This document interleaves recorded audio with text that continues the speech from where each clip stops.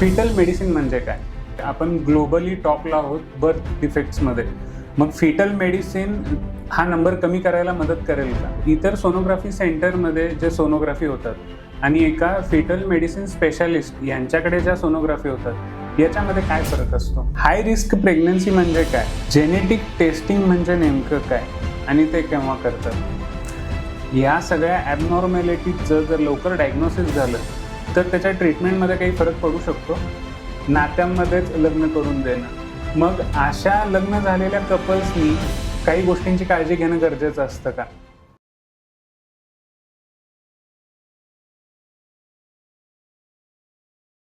आपण कधी विचार केला आहे का, आईच्या पोटात वाढणाऱ्या त्या छोट्याशा जीवाचं जग कसं असेल?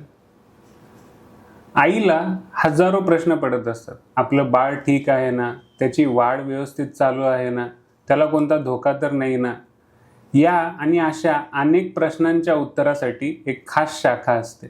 ही शाखा म्हणजे फक्त तपासण्या किंवा रिपोर्ट्स नाहीत. ही शाखा म्हणजे एक बाळाची काळजी घेण्याची भावना आहे.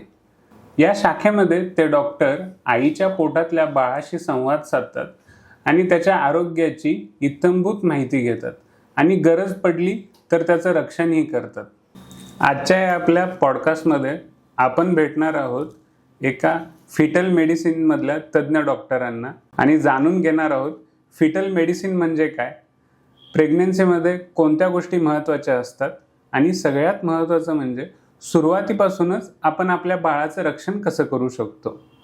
चला तर मग आईच्या पोटातल्या त्या छोट्याशा जगात डोकावूया आणि समजून घेऊया नवीन जग किती सुंदर आणि किती संवेदनशील असतं ते. नमस्कार सर, आरोग्यवारीच्या या मराठी पॉडकास्टमध्ये मी तुमचं मनापासून स्वागत करतो. धन्यवाद. सर, आपण सुरुवातीलाच जसं तुमच्या ह्याच्या डिपार्टमेंट किंवा ह्या ब्रँचकडे पाहतोय, तर आपण एकदा प्रेक्षकांना आपल्या सांगूया की साध्या सोप्या भाषेत फिटल मेडिसिन म्हणजे काय? गर्भातील बाळ म्हणजेच फिटस. ओके. आणि ज्याचा अजून जन्मही झालेला नाही परंतु त्याचे ठोके सुरू असतात, अशा बाळाचे आरोग्याचा अभ्यास, अतिसूक्ष्म निदान आणि उपचार पद्धती करणाऱ्या हे अभिनव तंत्रज्ञानाला फिटल मेडिसिन असे म्हणतात. ओके सर, मग गायनोकोलॉजिस्ट आणि एक फिटल मेडिसिन स्पेशालिस्ट यांच्यामध्ये नेमका फरक काय असतो? गायनॅकोलॉजिस्ट हे स्त्रीरोग तज्ज्ञ व प्रसूतीशास्त्र तज्ज्ञ असतात. त्यांच्यासाठी पेशंट ही गर्भवती महिला असते. गर्भवती महिलांमधले जे काही आजार असतात, म्हणा ब्लड प्रेशर वाढणे, डायबिटीज किंवा त्यांचे जे काही अभ्यास त्या गर्भवती महिलांचा असतो त्याला गायनॅकोलॉजिस्ट म्हणतात. डिलिव्हरी झाल्यानंतर बाळाचे जे डॉक्टर असतात त्याला आपण पिडियाट्रिशियन म्हणतो किंवा बालरोगतज्ञ. परंतु पोटात असलेल्या बाळाचं काय, तर पोटात असलेल्या बाळाचे डॉक्टर किंवा स्पेशालिस्ट यालाच आपण फिटल मेडिसिन तज्ज्ञ असं म्हणतो. तर साधारण गायनॅकोलॉजिस्ट हे आईला बघतात, फिटल मेडिसिन तज्ज्ञ हे बाळासाठी असतात. आणि नक्कीच ह्या दोघांच्या एकत्र सल्ल्याने आपण एक सुदृढ बाळ किंवा एक हेल्दी प्रेग्नन्सी आणि चांगलं आउटकम आपण अपेक्षित करू शकतो. सर, म्हणजे जसं तुम्ही आता हा डिफरन्स सांगितला आहे त्याच पद्धतीनं जे इतर सोनोग्राफी सेंटरमध्ये जे सोनोग्राफी होतात आणि एका फिटल मेडिसिन स्पेशालिस्ट यांच्याकडे ज्या सोनोग्राफी होतात याच्यामध्ये काय फरक असतो? गर्भातील बाळाचे जडणघडण आणि वाढ बघण्याचा सर्वात उत्तम पर्याय म्हणजे सोनोग्राफी. फिटल मेडिसिन तज्ज्ञ हे अत्यंत बारकाईने विस्तारित आणि आंतरराष्ट्रीय तत्वानुसार सोनोग्राफी करतात. फिटल मेडिसिनच्या साहाय्याने अचूक दोषांचे निदानच नव्हे तर त्याच्यावरती योग्य तो मार्गदर्शन व सल्लाही फिटल मेडिसिन तज्ज्ञ करतात. फिटल मेडिसिनच्या साहाय्याने त्या दोषांचे उपचार आता पोटात असतानाच बाळावरती करणे शक्य आहे. फिटल मेडिसिनच्या साहाय्याने आपल्या गर्भातील बाळाचे मानसिक विकलांगपणाची संभाव्यता आहे की नाही हे कळू शकतं. आधीच्या बाळामध्ये काही व्यंगपणा असेल किंवा मतिमंदपणा असेल तर पुढील गरोदरपणात असे पुन्हा होईल का, ह्याच्याबद्दलही फिटल मेडिसिन तज्ज्ञ आपल्याला मार्गदर्शन करू शकतात आणि गरजेनुसार लागणाऱ्या टेस्टनी आपण ते सांगू शकतो. तर अशा प्रकारे सोनोग्राफी करणे म्हणजे फोटोग्राफी झाली, पण त्या सोनोग्राफीच्या पलीकडे जाऊन जो काही त्या बाळाचा डिटेलमध्ये अभ्यास आणि मार्गदर्शन सल्ला आणि काही उपचार हाही इथे दिला जातो. ओके. फक्त सोनोग्राफी नसून तर हा एक कम्प्लीट फिटल केअर आपण असं म्हणतो. म्हणजे आता जे खूप जास्ती गरजेचं आहे आणि ज्याच्याकडे सगळ्यांनी लक्ष दिलं पाहिजे. सर, हाय रिस्क प्रेग्नन्सी म्हणजे काय आणि ती कोणत्या गोष्टींमध्ये ओळखली जाते? आता हाय रिस्क प्रेग्नन्सी म्हणजे जे अति जोखमीची प्रेग्नन्सी. फॉर एक्झाम्पल, जर आपल्या प्रेग्नन्सीमध्ये गर्भवती महिलेला ब्लड प्रेशरचा त्रास असेल किंवा डायबिटीज असेल, तिचं वय जास्त असेल, आजकाल लग्न उशिरा होतात काही कारणास्तव, तर मग ह्या आजारचं प्रमाण जे आहे ते जास्त वाढत आहे. अशा केसेसमध्ये किंवा जर इन केस पोटातील पाणी वाढलं असेल किंवा आणखी कमी झालं असेल, बाळाचं जी वाढ आहे ती कमी असेल, वजन कमी असेल, अशक्त असेल बाळ, रक्तपुरवठा कमी होत असेल त्या बाळाला, तर अशा काही केसेसला आपण हाय रिस्क प्रेग्नन्सी म्हणतो. आणि हे जर आपल्याला 3ऱ्या महिन्यामध्येच जर लक्षात आलं की हाय रिस्क कोणती प्रेग्नन्सी आणि लो रिस्क कोणती, तर त्या पद्धतीने स्त्रीरोग तज्ज्ञांनाही व्यवस्थित त्याचा त्या पद्धतीने फॉलोअप घेता येतो की कुणाला फ्रिक्वेंटली फॉलोअप केलं पाहिजे, कुणाला आपण रेग्युलर फॉलोअप केलं पाहिजे. तर हाही ट्रायजिंग जे आपण म्हणतो किंवा क्लासिफिकेशन म्हणतो हाय रिस्क आणि लो रिस्कचा, हे करण्यास फिटल मेडिसिन तज्ज्ञ आपली मदत करतात. ओके. सर, जसं तुम्ही म्हटलात की लग्न उशिरा होत आहेत काही कारणास्तव, मग वयाच्या 35 वर्षानंतर प्रेग्नन्सी कशी आपण सांगू शकतो? म्हणजे ते सेफ आहे किंवा त्याच्यामध्ये काही धोके आहेत किंवा त्याच्यामध्ये काही अडचणी येतात का? सर्वच प्रेग्नन्सीला अडचणी येतात असं नाही, परंतु नक्कीच वय जर 35 वर्षाच्या पुढे असेल तर काही अशा गोष्टी आहेत जसं की प्रेग्नन्सीमध्ये BP वाढणे, ज्याला आपण PIH म्हणतो, किंवा प्रेग्नन्सीमध्ये शुगर वाढणे, ज्याला आपण डायबिटीज म्हणतो, आणि बाळामध्ये गुणसूत्रीय दोषांचे अनुमान वाढणे जसे की डाऊन सिंड्रोम. तर ह्या काही अशा अडचणी आहेत की ज्या महिला, गर्भवती महिला ज्यांचं वय 35च्या वर आहे आणि त्यांना ह्या अडचणी येऊ शकतात. सर, प्रेग्नन्सीमध्ये कोणते कोणते स्कॅन केले जातात आणि त्याचं महत्त्व काय असतं? आता अगदी महत्त्वाचा प्रश्न आहे हा, कारण प्रेग्नन्सीमध्ये नक्की स्कॅन्स किती असतात, कधी करावेत, हा प्रत्येकाला एक प्रश्न असतोच. तर प्रेग्नन्सीमध्ये टू स्टार्ट विथ सर्वात आधी प्रेग्नन्सी राहिल्या जो 2ऱ्या महिन्यातला स्कॅन असतो, 1.5 महिन्यात किंवा 2ऱ्या महिन्यात, त्याला आपण अर्ली प्रेग्नन्सी स्कॅन म्हणतो. ओके. तर तो झाला 7 वीक्स 8 वीक्सच्या आसपासचा स्कॅन. त्याच्यानंतरनं आपण NT स्कॅन करतो. NT स्कॅन हा 3ऱ्या महिन्यातला स्कॅन असतो. NT स्कॅनमध्ये आपण बाळामध्ये मेजर शारीरिक काही व्यंगपणा आहे का, किंवा गुणसूत्रीय दोष काय आहे का, डाऊन सिंड्रोमचे काही मार्कर्स आहेत का, आणि पुढे जाऊन त्या बाळाचे वजन कमी होऊ शकतं का, बाळ अशक्त होऊ शकतं का, किंवा त्या गर्भवती महिलेचा ब्लड प्रेशर वाढू शकतो का, तिला प्रेग्नन्सीचा जो ब्लड प्रेशरचा आजार आहे ती येण्याची काही शक्यता आहे का. तर अशा बऱ्याच प्रश्नांची उत्तरं किंवा कॅटेगरायझेशन किंवा प्रेडिक्शन आपण NT स्कॅनला करू शकतो. तर बऱ्याच ठिकाणी NT स्कॅन हा अजूनही तेवढ्या प्रमाणात केला जात नाही आहे, परंतु हा NT स्कॅन म्हणजे it's the first window for the baby. आणि अर्ली डिटेक्शन जे आपण म्हणतो की वेळेच्या आधीच आपण निदान करणे किंवा पूर्वनिदान, की ज्याच्यामुळे पुढची प्रेग्नन्सी आणि प्रेग्नन्सीचा प्रवास सुखकर आणि सरळ राहतो. आणि कॅटेगरायझेशन जसं तुम्ही म्हणालात हाय रिस्क आणि लो रिस्क, हेही आपण त्या ठिकाणी करू शकतो. तर NT स्कॅन हे प्रत्येक गर्भवती महिलेनं केलं पाहिजे साधारण 12 आठवड्याच्या आसपास, म्हणजेच 3ऱ्या महिन्यामध्ये. त्यानंतर येतो 5व्या महिन्यातला सोनोग्राफी, त्याला म्हणतात ॲनॉमली स्कॅन. ॲनॉमली स्कॅनमध्ये 5वा महिना असतो आणि त्यामध्ये 90% बाळ तयार झालेलं असतं.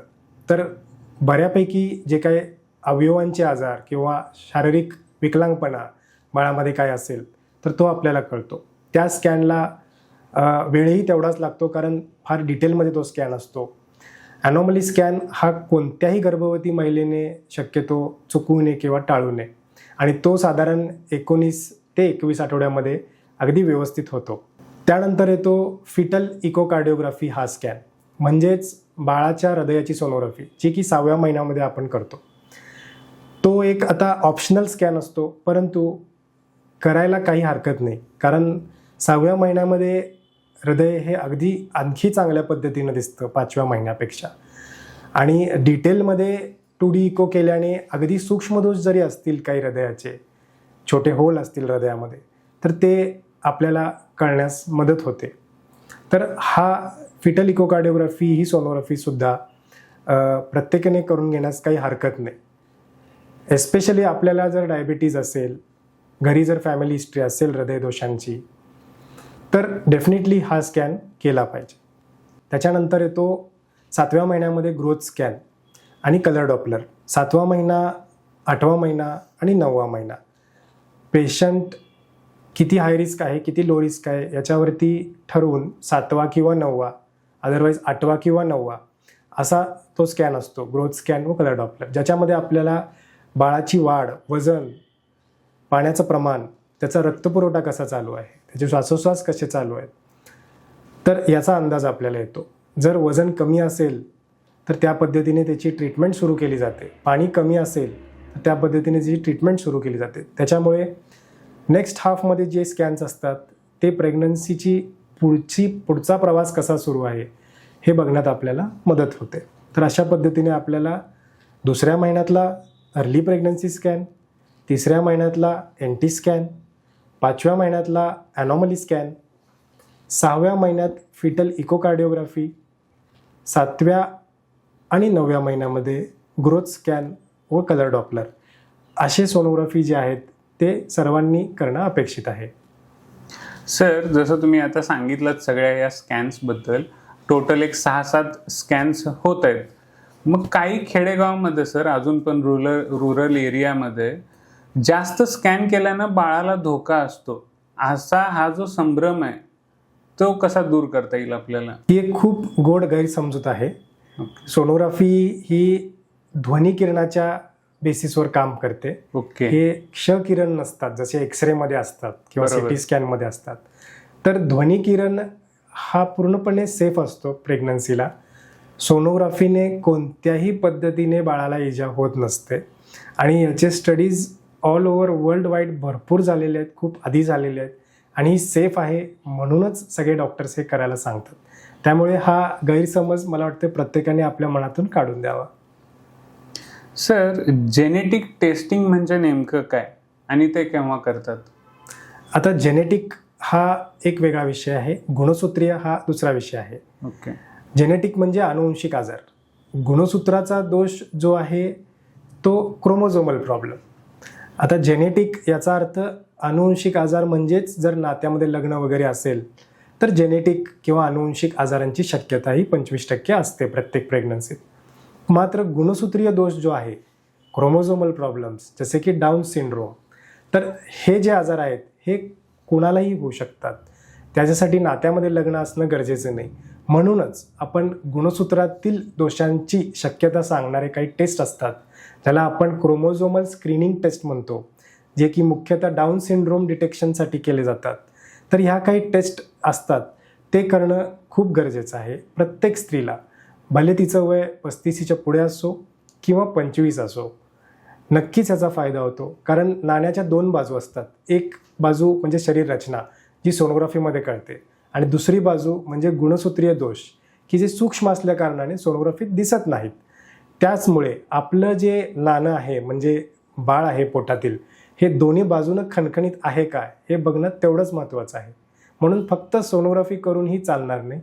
आपण त्याच्यासोबत योग्य ते गरजेनुसार screening test, chromosomal screening test किंवा डाऊन सिंड्रोमचे ब्लड टेस्ट हे करून घेणं अत्यंत गरजेचं आहे. सर, ती माहिती मस्त दिली तुम्ही. नाणं खणखणीत असलं पाहिजे एकदम. सर, ॲम्निओसेंटेसिस कधी रेकमेंड केलं जातं आणि बेसिकली ॲम्निओसेंटेसिस म्हणजे नेमकं काय? आता ॲम्निओसेंटेसिसला जाण्याच्या आधी आपण हे जे मी क्रोमोझोमल स्क्रीनिंग टेस्ट आपल्याला बोललोत ह्याच्याबद्दल जाणून घेणं गरजेचं आहे. कारण त्याच्यामध्ये काही शंका असेल तर ॲम्निओसेंटेसिसची गरज पडू शकते. तर क्रोमोझोमल स्क्रीनिंग टेस्ट ह्या कोणत्या असतात आणि कधी कराव्यात? क्रोमोझोमल स्क्रीनिंग टेस्ट म्हणजेच डाऊन सिंड्रोम स्क्रीनिंग टेस्ट. ह्या साधारणपणे NT स्कॅनमध्ये आपल्याला 3ऱ्या महिन्यामध्ये NT स्कॅनसोबत डबल मार्कर टेस्ट नावाची ब्लड टेस्ट असते. त्याच्यानंतर 5व्या महिन्यामध्ये जर NT स्कॅन कुणी केला नसेल किंवा चुकून डबल मार्कर टेस्ट झाली नसेल, काही हरकत नाही. 5व्या महिन्यामध्ये क्वाड्रुपल मार्कर टेस्ट म्हणून ब्लड टेस्ट असते. त्यानंतर NIPT नावाची पण एक ब्लड टेस्ट असते की जी बेस्ट स्क्रीनिंग टेस्ट मानली जाते आणि ती तुम्ही 2.5 महिन्यानंतर 5 महिन्यापर्यंत कधीही करू शकता. जर काही या स्क्रीनिंग टेस्टमध्ये आपल्याला स्क्रीन पॉझिटिव्ह असा रिपोर्ट आला असेल किंवा हाय रिस्क असा रिपोर्ट आला असेल तर मात्र ह्याची कन्फर्मेशन घ्यायला किंवा कन्फर्म टेस्ट करायची म्हटलात तर ती गर्भजल तपासणी. इन शॉर्ट, ब्लड टेस्ट जे काय असतात ते सगळ्या शक्यता सांगणाऱ्या टेस्ट. आईच्या ब्लडमधून बाळाच्या गुणसूत्राचा अंदाज दिला जातो आणि कन्फर्म टेस्ट ही एकच असते, ती म्हणजे गर्भजल तपासणी किंवा गर्भवार तपासणी, की ज्यामध्ये बाळाचं सॅम्पल घेतलं जातं आणि बाळाचे डायरेक्टली गुणसूत्र बघितले जातात. आता ॲम्निओसेंटेसिस म्हणजे काय, तर सोनोग्राफीच्या मार्गदर्शनाखाली अगदी बारीकशी सुई असते की जी पोटामध्ये गर्भाशयामध्ये इंजेक्शन दिलं जातं आणि बाळाच्या सभोवताल असलेल्या गर्भजलाचा अगदी थोडासा छोटासा नमुना सॅम्पल आपण त्या सुईमार्फत घेतो की ज्यामध्ये बाळाच्या पेशा असतात आणि ते सॅम्पल स्टँडर्ड जेनेटिक लॅबला पाठवलं जातं की ज्यामध्ये ॲडव्हान्स लॅबमध्ये अगदी सूक्ष्म मायक्रोस्कोपचा वापर करून बाळाचे गुणसूत्र डिटेलमध्ये अभ्यास केले जातात. ही प्रोसिजर 99% सेफ आहे. बऱ्याच लोकांचा गैरसमज आहे की याच्यामध्ये पोटात इंजेक्शन दिल्याने काही त्रास तर होणार नाही आईला, तर 99.7% मध्ये ही प्रोसिजर सेफ आहे. ह्याची रिस्क 0.3% आहे की जी साधारणपणे फार कमी आहे तशी बघायला गेलीत तर. म्हणजे निग्लिजिबल म्हणू शकतो. निग्लिजिबल आहे आणि याचा वर्ल्ड वाईड स्टडी झालेला आहे आणि याच्यामध्ये आपण असं म्हणू शकतो की डेफिनेटली जेव्हा डबल मार्कर पॉझिटिव्ह येतो रिपोर्ट तेव्हा आपण ॲम्निओसेंटेसिसने कन्फर्म करून घेणं गरजेचं आहे. कारण हे जे टेस्ट आहेत डबल मार्करसारखे की जे पॉझिटिव्ह सांगतात आणि डाऊन सिंड्रोम स्क्रीन पॉझिटिव्ह म्हटल्यानंतर पेशंट घाबरतं आणि मग पुढे काय करायचं हे कळत नसतं आणि त्या पेशंटला असं वाटतं की खरंच माझ्या बाळाला डाऊन सिंड्रोम आहे. तर हे असं नसतं, कारण त्या एक शक्यता सांगणाऱ्या टेस्ट आहेत. याचा बिलकुलही असा अर्थ नाही आहे की बाळाला खरंच डाऊन सिंड्रोम आहे. साधारणपणे आभाळ आलेला आहे पण तो पाऊस पडेल पण किंवा निघूनही जाईल असा विषय असतो. तर माझी एक विनंती अशी आहे सर्वांना, सर्व गर्भवती महिलांना, ऐकणाऱ्या श्रोत्यांना की डबल मार्कर टेस्ट पॉझिटिव्ह आली डाऊन सिंड्रोमला किंवा क्वाड्रुपल मार्कर टेस्ट तर त्या रिपोर्टच्या बेसिसवर कोणताही टोकाचा निर्णय न घेता, गर्भपात न करता त्या बाळाला एक आपण चान्स दिला पाहिजे, संधी दिली पाहिजे आणि खरंच तसं आहे का याची खात्री ॲम्निओसेंटेसिसद्वारे कन्फर्म करून मगच पुढचा निर्णय घ्यावा. सर, खूपच जास्ती छान माहिती तुम्ही दिलेली आहेत आता. सर, जसं तुम्ही सांगतायत की क्रोमोसोमल डिसऑर्डर्स किंवा जेनेटिक डिसऑर्डर्स हे सगळे बाळामध्ये जन्मजात दोष असतात किंवा ह्या ॲबनॉर्मॅलिटीज असतात, ह्या किती प्रमाणात आढळतात आणि त्याची मुख्य कारणं काय असतात?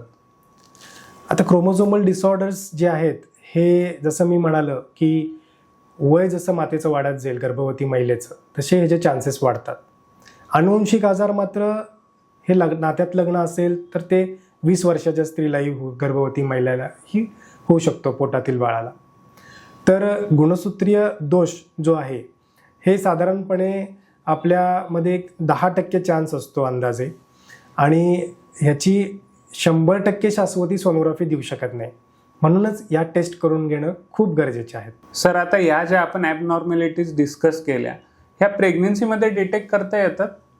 आता गुणसूत्रीय दोष नक्कीच आपल्याला प्रेग्नन्सीमध्ये कळू शकतो. काही अनुवंशिक दोष असे असतात ऑलमोस्ट 90% आपण बघू शकतो प्रेग्नन्सीमध्ये, काही 10% जन्मल्यानंतर कळतात असंही असतो. तर डेफिनेटली गरजेनुसार आणि योग्य ती टेस्ट करून घेणं खूप गरजेचं आहे आणि ती टेस्ट कोणती करावी, कशी करावी याचं पूर्ण मार्गदर्शन फिटल मेडिसिन तज्ज्ञ तुम्हाला करतात. सर, आता इतकं सायन्स पुढं गेलं आहे, या सगळ्या ॲबनॉर्मॅलिटीजचं जर लवकर डायग्नोसिस झालं तर त्याच्या ट्रीटमेंटमध्ये काही फरक पडू शकतो? शारीरिक व्यंगपणा हा विषय वेगळा राहतो, गुणसूत्रीय दोष हा वेगळा.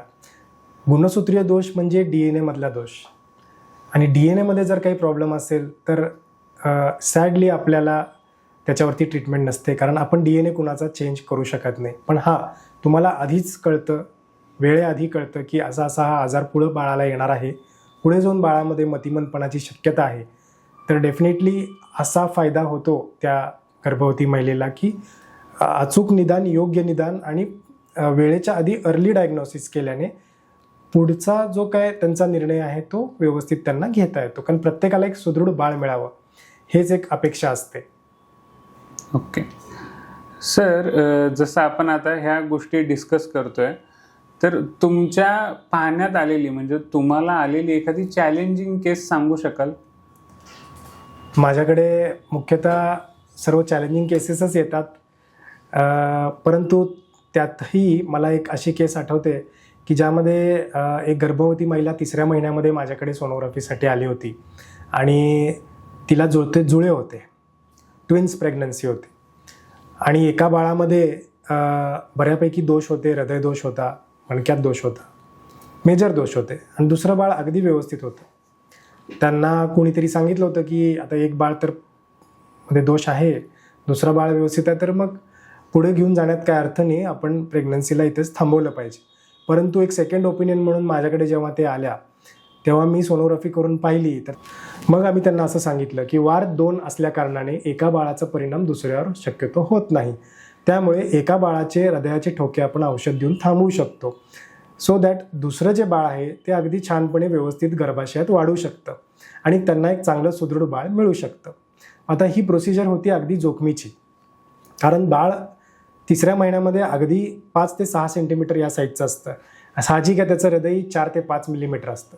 तर मग अशा सूक्ष्म हृदयामध्ये सोनोग्राफीच्या मार्गदर्शनाखाली आपण अत्यंत बारकाईने त्या दोष असलेल्या बाळामध्ये किंवा फार मोठा मेजर दोष असलेल्या बाळामध्ये औषध सोडून त्याचे हृदयाचे ठोके बंद करून दुसऱ्या बाळाला चांगलं एक चान्स दिला, जेणेकरून ती प्रेग्नन्सी 9 महिन्यापर्यंत पुढे वाढली आणि 3.5 किलोचं त्यांना एक सुदृढ बाळ मिळालं, की जी प्रेग्नन्सी ते 3ऱ्या महिन्यातच गर्भपात करणार होते. तर अशा काही केसेसमध्ये आपण डेफिनेटली मदत करू शकतो, अशा कॉम्प्लिकेटेड केसेसमध्ये मदत करू शकतो.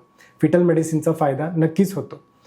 दुसरी एक केस मला अशी आठवते की 5वा महिना होता आणि ती गर्भवती महिला आमच्याकडे आली होती की बाळाच्या फुफ्फुसाच्या भोवती खूप पाणी झालं आहे, जेणेकरून हृदय हे दुसऱ्या बाजूला पुश झालेलं होतं, म्हणजे एकाच साईडला छातीमध्ये खूप पाणी झालेलं होतं, ज्याला आपण प्लुरल इफ्युजन म्हणतो. आणि ती प्रेग्नन्सी त्यांना 8 वर्षानंतर राहिलेली होती, फार प्रेशियस होती. बरोबर. त्यांना असं होतं की डॉक्टर काही पण करा आणि डॉक्टर बाळाला तुम्ही बाळ वाचवून द्या. आता पहिला तर म्हणजे हे पाणी का झालंय हे बघणं गरजेचं आहे. त्यासाठी आम्ही ॲम्निओसेंटेसिस केलं, बाळामध्ये काही गुणसूत्रातील दोष आहे का, बाळामध्ये काय अनुवंशिक दोष आहे का याची खात्री करून घेतली, कारण तसं काही असेल तर उपचार नसतो त्याला. तसं काहीही नव्हतं, टेस्ट सगळ्या नॉर्मल आल्या. मग त्यांना आम्ही इन डिटेल अर्धा तास काउन्सिलिंग केलं, त्यांच्या गायनाकोलॉजिस्टशी बोललो की ठीक आहे, आपण ती स्टेप घेऊ शकतो, पोटातल्या बाळातील छातीतलं पाणी आपण हे सोनोग्राफीत बघून अगदी बारीक सुईने काढू शकतो. आईला पण भूल द्यायची गरज नाही, बाळालाही भूलीची गरज नाही आणि अगदी पाण्यामध्ये बघून माशाचा डोळा फोडल्यासारखं हे काम आहे. आणि त्याच पद्धतीने तेही तयार होते. त्यांना हेही सांगण्यात आलं की हे पुन्हा भरू शकतं, तर पुन्हा आपल्याला पाणी काढावं लागू शकतं. त्या गर्भवती महिलेची आणि त्यांच्या परिवाराची पूर्ण संमती होती, त्यांचा सपोर्ट होता. साहजिक आहे, एवढ्या वर्षांनी त्यांना राहिलं आहे म्हटल्यानंतर बाळ प्रेशियस होतं आणि त्याच विषयाचा विचार करून आणि आमचे 100% प्रयत्न आम्ही त्याच्या मागे लावले आणि 6व्या महिन्यामध्ये पहिल्यांदा आम्ही त्या पोटातल्या बाळाच्या छातीतलं पाणी पूर्णपणे काढलं. त्यानंतर त्याचं हृदय आपल्या ठिकाणी आणि आपल्या जागी आलं, त्याची सूज कमी झाली. 1 महिन्यापर्यंत पुढं गेलं. 7व्या महिन्यामध्ये पुन्हा पाणी थोडंसं त्या फुफ्फुसामध्ये झालं, पुन्हा आम्हाला ते पाणी काढावं लागलं, मात्र त्यानंतर पुन्हा झालेलं नाही आणि 8.5 महिन्यामध्ये तिची डिलिव्हरी झाली. जन्मल्यानंतर अगदी मिनिमल 10-15 ml पाण्याचं प्रमाण फुफ्फुसामध्ये होतं की ज्याला कोणतीही ट्रीटमेंट लागली नाही. बेसिकली तो एक प्रायमरी कायलोथोरॅक्स याची केस होती आणि त्याचमुळे वेळेत हा उपचार पोटात असताना केल्यामुळे नक्कीच त्या बाळाला एक आयुष्य किंवा एक त्याला जग बघायला मिळालं, एक आयुष्य मिळालं. हेच जर आपण काही नसतं केलं तर त्या बाळाच्या हृदयावरती दाब येऊन त्या पाण्यामुळे ते हृदय बंद पडलं असतं आणि पोटामध्येच बाळ दगावलं असतं. तर अशा काही पद्धतीच्या केसेस आपण बरेच हँडल केलेले आहेत आणि नक्कीच फिटल मेडिसिनचा फायदा अशा केसेसमध्येही होणार पेशंटला.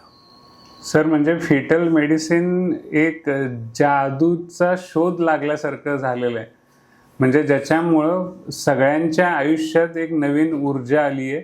कारण का त्यांना ते बाळ जे सांगितलं होतं की तुम्ही गर्भपात करा, त्यांना आपण नवीन जग आणि नवीन दुनिया दिल्यासारखं झालं. ते ह्या केसेसवरनं लक्षात येतं. सर, बर्थ डिफेक्ट्स टाळता येतात, हे किती खरं आणि किती खोटं?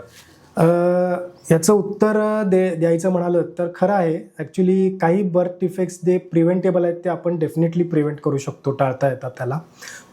उदाहरणार्थ जे मणक्याचे आजार असतात, म्हणजे जन्मजात आपण बघितलं असाल की पाठीला मणक्यात कुणाला गाठ असेल किंवा मणक्यात दोष असेल, मणका ओपन असेल, त्याला आपण न्यूरल ट्यूब डिफेक्ट्स म्हणतो.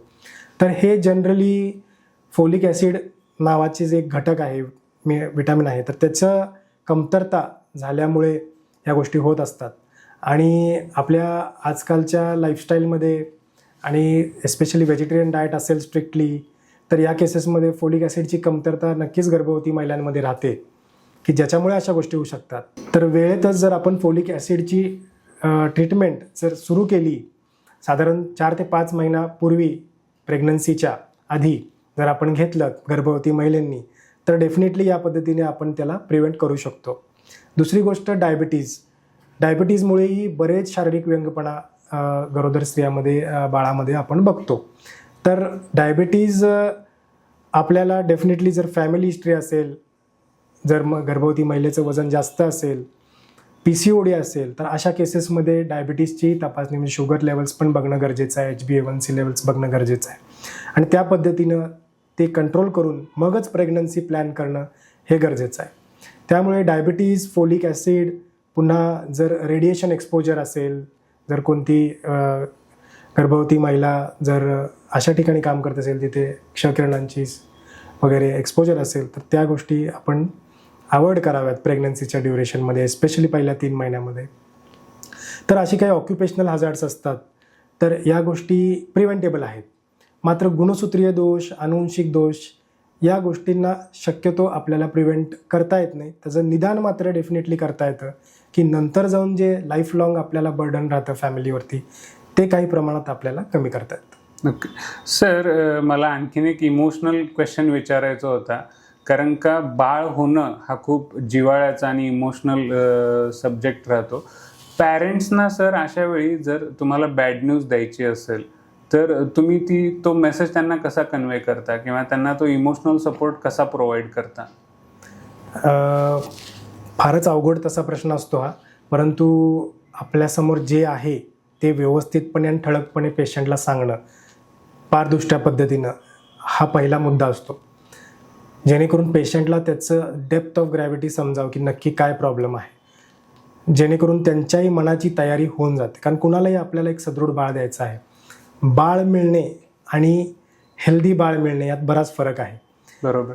दुसरी गोष्ट, जसं ट्विन्सच्या केसमध्ये मी बोललो तुम्हाला की एक बाळ तर व्यवस्थित होतं आणि एका बाळामध्ये फार मेजर प्रॉब्लेम होते, तर त्यांना त्या बाळाचा विचार, जो चांगला बाळ आहे, जे सुदृढ बाळ आहे, त्याच्यावरती आपण फोकस करून त्या बाळाला सॅक्रिफाईस करून आपण प्रेग्नन्सी पुढं घेऊन जाऊ शकतो. तर डेफिनेटली एक त्यांचा विचार आपल्या मनामध्ये घेऊन आणि तेवढंच त्यांना सपोर्ट देऊन आणि क्लिअरपणे, ठळकपणे सांगून की प्रेग्नन्सी आता या टर्नला गेलेली आहे, आपल्याला अपेक्षित नव्हतं, परंतु आपल्याकडे वेळ आहे. कारण पुन्हा जाऊन पुढे आयुष्यभर तो जो एक बर्डन राहतो फॅमिलीवरती, फायनान्शियल म्हणा किंवा सायकोलॉजिकल म्हणा, तर हे फार अवघड असतं. कारण कुणालाही मतिमंद बाळ आयुष्यभर सांभाळणं फार अवघड आहे.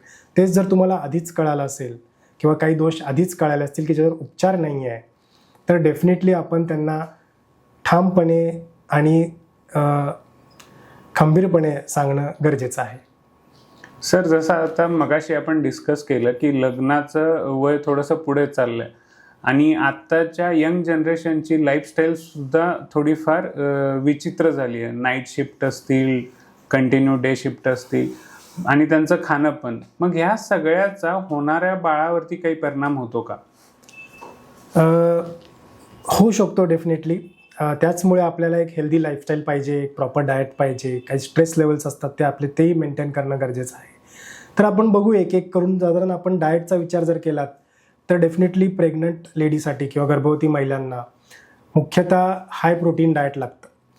त्यामध्ये व्हेजिटेरियन असाल तर तुम्ही सोयाबीन, त्यानंतर पनीर, डाळी, उसळी या गोष्टीचं सेवन करू शकताय. नॉनव्हेज खात असाल तर बॉइल्ड एग्स, चिकन, फिश या गोष्टी तुम्ही खाऊ शकताय. प्रोटीन डाएट फार महत्त्वाचं आहे, कारण आपल्या पोटामध्ये एक बाळ वाढत आहे, त्यालाही प्रोटीनची रिक्वायरमेंट असते. तर proteins are the building blocks for the body.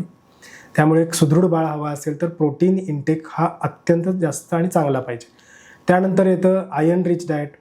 Iron महत्त्वाचं आहे, कारण हिमोग्लोबिन जे आहे प्रेग्नन्सीमध्ये हे ऑलरेडी कमी होत असतं, कारण बाळालाही काही हिमोग्लोबिन जात असतं. त्यामुळे गरोदर स्त्रियांनी गुळ शेंगदाण्याचा लाडू, खजूर, पालेभाज्या, बीट याचंही सेवन अधिक प्रमाणात करणं गरजेचं आहे. त्यानंतर येतं कॅल्शियम रिच डाएट. कॅल्शियम म्हटलात तर दही, दूध, नाचणी असंही सेवन करणं गरजेचं आहे. त्यानंतर डॉक्टर्स जे तुम्हाला फोलिक ॲसिड देतात, विटॅमिन्स देतात, आयर्न कॅल्शियम टॅबलेट्स आहेत, तेही घेणं तेवढंच गरजेचं आहे. म्हणजे फक्त डाएट घेऊन उपयोगाचे नाही आहे. त्या डाएटसोबत डॉक्टरांचे जे सप्लिमेंट्स आहेत तेही तेवढंच महत्त्वाचं आहे. आणि नंतर मग लाईफस्टाईल म्हणाला तर प्रत्येक गरोदर स्त्रीने 8 तासाची कमीत कमी झोप रात्रीची घेतली पाहिजे. दिवसा साधारण 1 ते 1.5 तास योग्य आहे दुपारच्या वेळेत. शक्यतो डाव्या कुशीवर झोपावं असं म्हणतात. म्हणजे रक्तपुरवठा गर्भाशयाला व्यवस्थित होतो. सकाळी एक साधारण 10 ते 15 मिनटं वॉकिंग, संध्याकाळी 10 ते 15 मिनटं बाहेर वॉकिंग, घरात नाही, निसर्गाच्या सानिध्यात. शक्यतो गार्डन असेल तुमच्या घराच्या समोर तर चांगलंच आहे. त्यानंतर पाणी जे आहे हे भरपूर पिणं गरजेचं आहे. मिनिमम 3 लिटर तरी दिवसामध्ये पाणी झालं पाहिजे. आता 3 लिटर पिणं म्हणणं सोपं आहे, फॉलो करणं अवघड आहे. त्यामुळे माझा एक सल्ला नेहमी माझ्या पेशंटला असा राहतो की सकाळी उठल्यानंतर 1 लिटरचे 3 बॉटल्स भरून ठेवणे आणि रात्री झोपेपर्यंत ती संपवणे. कारण 1 बॉटल 3दा भरली जात नाही. 3 बॉटल समोर असतील तर आपण संपवण्याचा प्रयत्न करतो, कारण वॉटर हायड्रेशन खूप महत्त्वाचं आहे. आणि बऱ्याच वेळेला स्ट्रेस मॅनेजमेंट म्हणा तर मान्य आहे. प्रथम प्रेग्नन्सी असेल तर बऱ्याच वेळेला थोडा अँशियसनेस असतो, थोडा टेन्शन असतं की कशी प्रेग्नन्सी पुढं जाईल, काय अडचण तर येणार नाही ना बाळाला. तर अशा केसेसमध्ये सर्वात पहिलं मुख्य म्हणजे तुम्ही स्क्रीन टाईम कमी करणं गरजेचं आहे. गुगलवरती आपण हेडेक म्हणजे डोकेदुखी टाकलं तर ते ब्रेन ट्युमरबद्दल माहिती देते. तर प्रेग्नन्सीबद्दल काही गोष्टी तुम्ही गुगल न करता तुमच्या डॉक्टरांना विचारणं गरजेचं आहे, त्यांचा सल्ला घेणं गरजेचं आहे. सेकंड थिंग, ब्रीदिंग एक्सरसाइजेस, आपण प्राणायाम म्हणतो, अनुलोम विलोम, हे 5-10 मिनटं सकाळी आणि संध्याकाळी करणं गरजेचं आहे. त्यानंतर आपल्या घरातल्यांशी संवाद साधणं गरजेचं आहे. TV, मोबाईल, स्क्रीन टाईम थोडं लिमिट करणं गरजेचं आहे. निसर्गाच्या सानिध्यात थोडं संध्याकाळी सकाळी वॉक घेणं गरजेचं आहे.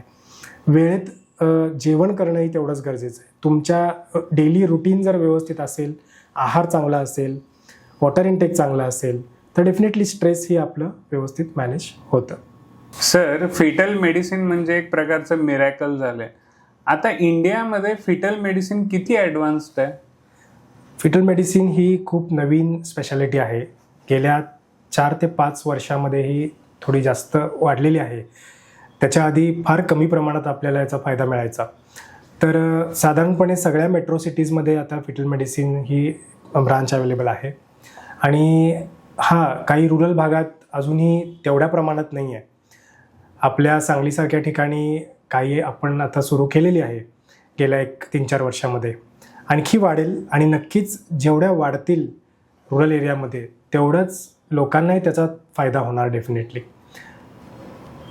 सर, जसं इंडियामध्ये आपण पाहतोय, आपण ग्लोबली टॉपला आहोत बर्थ डिफेक्ट्समध्ये. मग फिटल मेडिसिन हा नंबर कमी करायला मदत करेल का? 100% करणार. कारण अर्ली डायग्नोसिस म्हणजे वेळेच्या आधी लवकर निदान करणे आणि अचूक निदान करणे हा फार मोठा विषय आहे. त्याचमुळे अजून गुणसूत्रातील दोष जे की सोनोग्राफीत कळत नाहीत आपल्याला, तर त्या गोष्टीसुद्धा आपल्याला फिटल मेडिसिनच्या साहाय्याने बघता येतात. तर जगामध्ये हे जे काही शारीरिक व्यंगपणा, मानसिक व्यंगपणाचे काय बर्डन आहे, तर आपण एक चांगलं हेल्दी पॉप्युलेशन देण्यासाठी डेफिनेटली मदत करू शकतो. याचा फायदा नक्की होऊ शकतो. सर, आता फिटल मेडिसिनमध्ये अजून कोणत्या फ्युचर इनोव्हेशन्स येणार आहेत का? जसं तुम्ही मगाशी मेन्शन केलं की गर्भवती मातेच्या पोटातलं पाणी तर ती टेस्ट झालीच, पण बाळाच्या हृदयातलं सुद्धा पाणी आपण ह्याने कमी केलेलं आहे. मग अजून ह्याच्यामध्ये अजून काही फ्युचर इनोव्हेशन्स आहेत. आता सध्या फिटोस्कोपिक लेझर सर्जरीज म्हणून पण आहेत की जे जुळ्यांमध्ये करतात. जुळे म्हणजे एक वाराचे जुळे, कॉमन प्लासेंटा, सिंगल प्लासेंटा असलेले, की ज्यामध्ये समजा एका बाळाला कमी अन्न मिळत असेल, त्यामुळे त्याचं वजन, पाणी पूर्णतः कमी झालं असेल. ओके. तर मग अशा केसमध्ये जर ते बाळ दगावलं तर ते दुसऱ्या बाळालाही अफेक्ट करतं, कारण ते कनेक्टेड असतात, एकच वार असते. मग अशा केसेसमध्ये त्या प्लासेंटाला, एका वारेला त्याचे जे कनेक्शन्स आहेत, त्यांचे कनेक्शन्स सेपरेट करण्यासाठी फिटोस्कोपिक सर्जरी ही फार महत्त्वाचे वरदान ठरते. आणि हे सर्जरी सध्या मेट्रो सिटीजमध्येच अवेलेबल आहेत आणि फार कमी प्रमाणात केले जातात, आणि ह्याच्यामध्ये आणखी ॲडव्हान्समेंट येणं अपेक्षित आहे. सर, फिटल सर्जरी जसं आता तुम्ही म्हटलात, फिटोस्कोपिक सर्जरी वगैरे, त्याच्याबद्दल आणखीन काही माहिती देऊ शकतो आपण? आता हे फिटोस्कोपिक सर्जरीज सांगितले. आता फिटल ओपन सर्जरीज पण सध्या ट्रायल्समध्ये सुरू आहेत वर्ल्ड वाईड. त्यामध्ये जे मी म्हणालो की मणक्यामध्ये जो दोष असतो, ओपन स्पायना बायफिडा, तर त्या केसमध्ये आपण आता पोटातल्या बाळाला सिझेरियनसारखं इन्सिजन घेऊन गर्भाशयामध्ये बाळाला थोडंसं बाहेर काढून, त्याची पाठ तेवढीच बाहेर काढून, मणक्यातील जो गॅप आहे किंवा मणक्यात जो न्यूरल ट्यूब डिफेक्ट आहे त्याची सर्जरी करून त्या बाळाला पुन्हा गर्भाशयामध्ये आत सोडलं जातं आणि टाके गर्भाशयाला घेतले जातात आणि ती प्रेग्नन्सीला पुढे घेऊन गेली जाते. बापरे. कारण पुढे जाऊन नंतर सगळा प्रॉब्लेम झाल्यानंतर ट्रीटमेंट देण्यापेक्षा पोटात असताना जेव्हा ते अर्ली स्टेजमध्ये असतं त्याच वेळेला जर त्याची सर्जरी केली गेली तर थोड्याफार प्रमाणात आपण ते जे प्रॉब्लेम्स आहेत पुढचे ते कमी करू शकतो. तर याचाही आत्ता सध्या रिसर्च, स्टडी, ट्रायल्स सुरू आहेत. होपफुली पुढच्या काही वर्षात आपल्याला लक्षात येतीलच. सर, शॉकिंग करणार आहे. सर, प्रेग्नन्सी प्लॅन करताना कपल्सना आपण कोणत्या गोष्टी लक्षात ठेवायला सांगू शकतो? प्रेग्नन्सी प्लॅनिंग हा खूप महत्त्वाचा विषय आहे. डेफिनेटली आपण प्रेग्नन्सी नंतरच सगळ्या गोष्टी डॉक्टरांकडे आपण भेटायला जातो किंवा पुढची सगळी ट्रीटमेंट घ्यायला जातो. परंतु एक हेल्दी बाळासाठी, सुदृढ बाळासाठी आणि एक स्मूथ प्रेग्नन्सीसाठी आपण प्लॅनिंग करायच्या आधीच एक काही महिने आपण डॉक्टरांचा सल्ला घेणं गरजेचं आहे, स्त्रीरोग तज्ज्ञांचा किंवा फिटल मेडिसिन तज्ज्ञांचा. आणि मुख्यतः 4 ते 5 महिना जसं मी म्हणलो की फोलिक ॲसिडची टॅबलेट आणि B12ची टॅबलेट ही सुरू करणं गरजेचं आहे. 4 ते 5 महिन्याआधी प्रेग्नन्सी प्लॅन करायच्या. आपले थायरॉईडचे लेवल्स कसे आहेत बघणं गरजेचं आहे गर्भवती महिलेचे. शुगर आहे का गर्भवती महिलेला हे बघणं गरजेचं आहे. आणि काही असे मेडिकल कंडिशन्स आहेत का की जे प्रेग्नन्सीमध्ये वर्सन होऊ शकतात किंवा प्रेग्नन्सीवरती त्याचा परिणाम होऊ शकतो. बऱ्याच जणांना फिटीचा आजार वगैरे असतो, तर त्याच्या काही गोळ्या असतात, त्याही आपल्याला चेंज करणं गरजेचे असतात, कारण त्याचा काही परिणाम बाळावर होऊ शकतो. आणि ओव्हरऑल ह्या सगळ्या गोष्टींची काळजी घेतली आणि जेव्हा आपण प्रेग्नन्सी प्लॅन करत असतो तर याला एक परीक्षा न समजता किंवा टार्गेट किंवा गोल न समजता हा एक सुखकर प्रवास आहे, त्याचा आनंद घेणं गरजेचं आहे. रादर दॅन एक्सपेक्टेशन्स आपण एक स्मूथरित्या, व्यवस्थित, शांतपणे डॉक्टरांच्या सल्ल्याने आणि पॉझिटिव्हली याचं मार्गक्रमण करणं गरजेचं आहे. सर, आता जसं यंग जनरेशन ही जी प्रेग्नन्सी डिले करत चालली आहे आणि जे आता फर्स्ट टाइम पॅरेंट्स होणं ठरवत आहेत, आता म्हणजे काही जण 30 नंतर ठरवत आहेत, काही जण 35 नंतर ठरवत आहेत, त्यांच्यासाठी आपण काय सल्ला देऊ शकतो? मान्य आहे की आजकाल वय जे आहे गर्भवती महिलेचं ते पुढं जात चाललेलं आहे, कारण लेट मॅरेजेस किंवा काही करिअरमुळे ह्या गोष्टी होतात.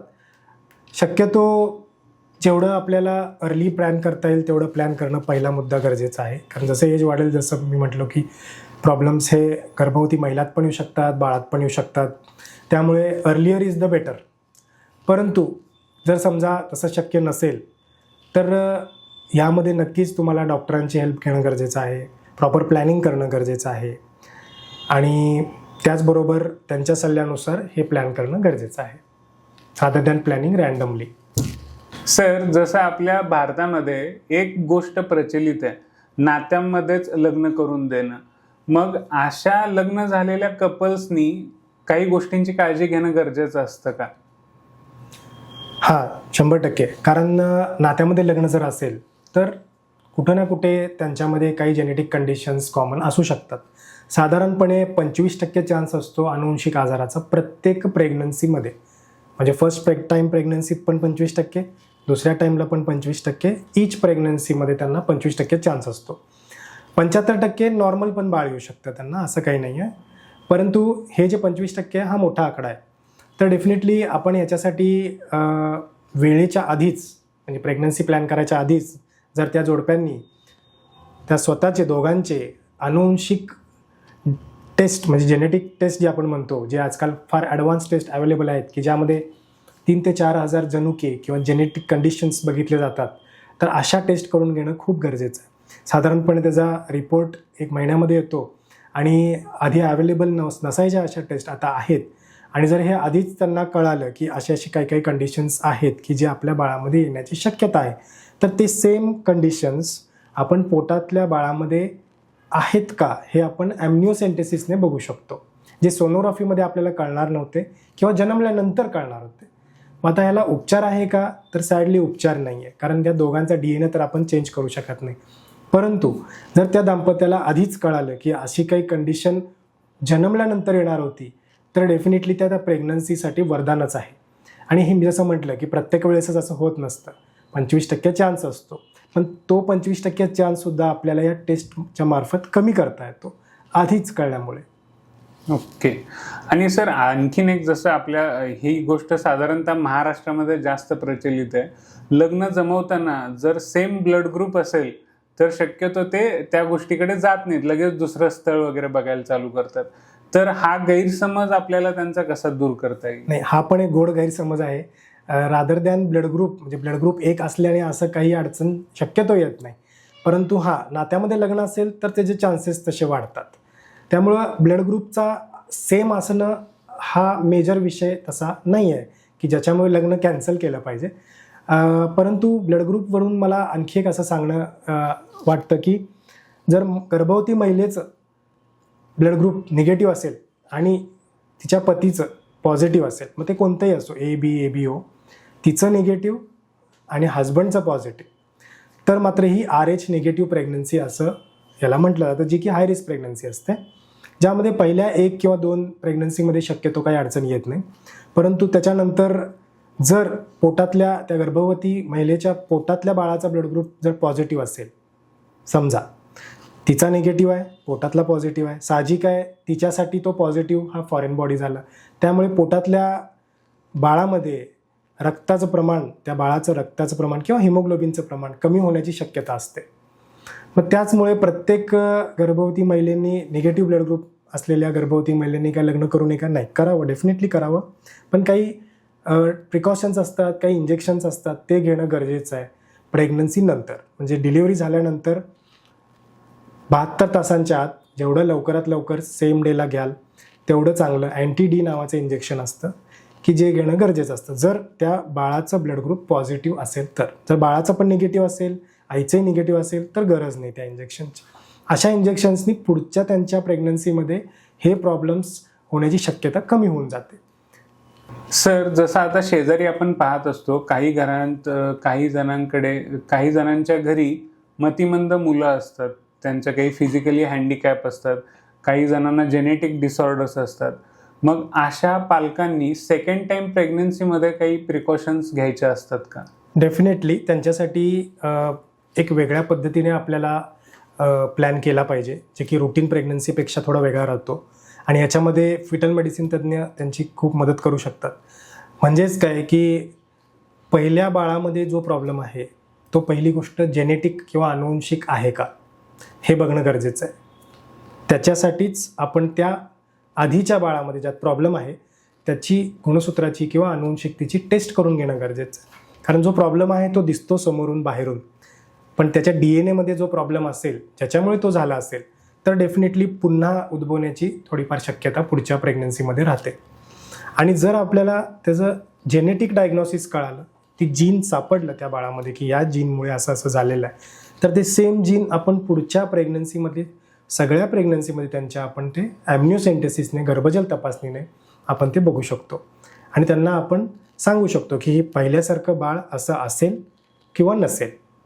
माझ्याकडे उदाहरणार्थ अशीच एक केस होती की पहिल्या बाळामध्ये त्यांना त्या बाळाला रक्तस्राव फार व्हायचा. 3 वर्षाची मुलगी होती आणि ब्रशिंग केलं की दातामध्ये ब्लिडिंग व्हायचं, कुठे पडली केली तर काळं निळं पूर्ण व्हायचं, तर थोडासाही मार लागला तर ब्लिडिंग थांबायचंच नाही.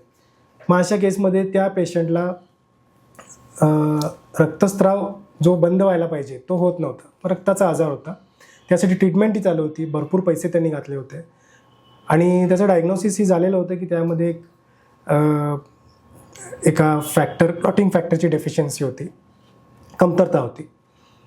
मग आता माझ्याकडे ते आले प्रेग्नन्सीच्या 3ऱ्या महिन्यात की डॉक्टर पुढच्या बाळात असं होईल का, कारण आम्ही ऑलरेडी खूप पैसे घातलेत आधीच्या मुलीमध्ये आणि आम्हाला पुन्हा असं एक बाळ थोडं अवघड राहील सांभाळणं. मग आधीच्या बाळामध्ये डायग्नोसिस झालेलं होतं की असा फॅक्टरची कमतरता आहे, पण हे जेनेटिक डायग्नोसिस आपण केलं, त्या बाळाची जेनेटिक टेस्ट केली, त्यात म्युटेशन आयडेंटिफाय केलं आणि त्या म्युटेशन जेव्हा आम्हाला कळालं की या म्युटेशनमुळे हे झालेलं आहे, तर सेम म्युटेशन आम्ही 4थ्या महिन्यामध्ये ॲम्निओसेंटेसिसमध्ये आम्ही बघितलं आणि ते म्युटेशन त्या पोटातल्या बाळामध्ये नव्हतं. मग त्यांना आम्ही ठामपणे कन्फर्म आणि कॉन्फिडेंटली सांगितलं की आधीच्या बाळामध्ये जो काही तुम्हाला ब्लिडिंग डिसऑर्डर आहे ते आत्ताच्या पोटातल्या बाळामध्ये नाही आहे. मग तो 9 महिन्याचा जो पुढचा त्या प्रेग्नन्सीचा प्रवास आहे तो टेन्शन फ्री त्या गर्भवती महिलेचा राहतो आणि साहजिक आहे त्यांना एक चांगलं बाळपण नंतर मिळालं. तर अशा पद्धतीने जरी कुणी आपल्या सभोवतात आजूबाजू शेजारी पाजारांमध्ये जर असं कोणी असेल की बाळामध्ये आधीच्या काही प्रॉब्लेम्स असतील किंवा फॅमिली हिस्ट्री असेल, तर अशा केसेसनी फिटल मेडिसिन तज्ज्ञांचा सल्ला नक्कीच घेतला पाहिजे. ते त्यांनी पुढच्या प्रेग्नन्सीमध्ये फिटल मेडिसिन तज्ज्ञ त्यांची नक्कीच हेल्प करतात. परंतु प्रेग्नन्सी राहण्याच्या आधी जर आलात तर आणखी चांगल्या पद्धतीने आपल्याला व्यवस्थित इव्हॅल्युएट करता येतं, कारण ह्या सगळ्या टेस्टना वेळ लागतो, रिपोर्ट यायला वेळ लागतो. तर डायरेक्टली 5व्या महिन्यात येऊन आलात तर मग थोडंसं आपल्याला वेळ हातातली निघून जाते. म्हणून राहिल्या किंवा प्रेग्नन्सीच्या जस्ट आधी आलात तर त्या पद्धतीने आधीच्या बाळाला इव्हॅल्युएट करता येतं, टेस्ट करता येतात आणि त्या पद्धतीने पुढे मदत करता येतं आपल्याला. आजचा हा प्रवास इथे संपतोय, पण एका नवीन जीवनाची सुरुवात मात्र अजूनही शांतपणे सुरूच आहे.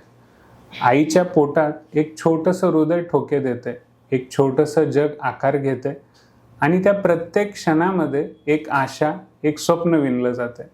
आज आपण फिटल मेडिसिनबद्दल बोललो, पण खरं तर ती फक्त एक वैद्यकीय शाखा नाही आहे.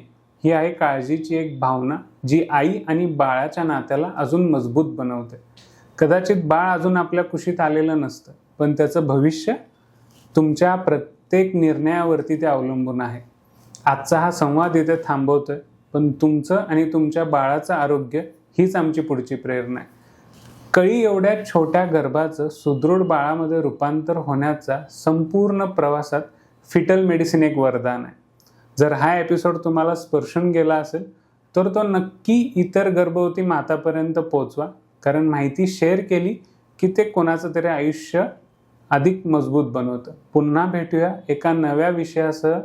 तोपर्यंत स्वतःची आणि त्या छोट्याशा जीवाची जपणूक करा. नमस्कार.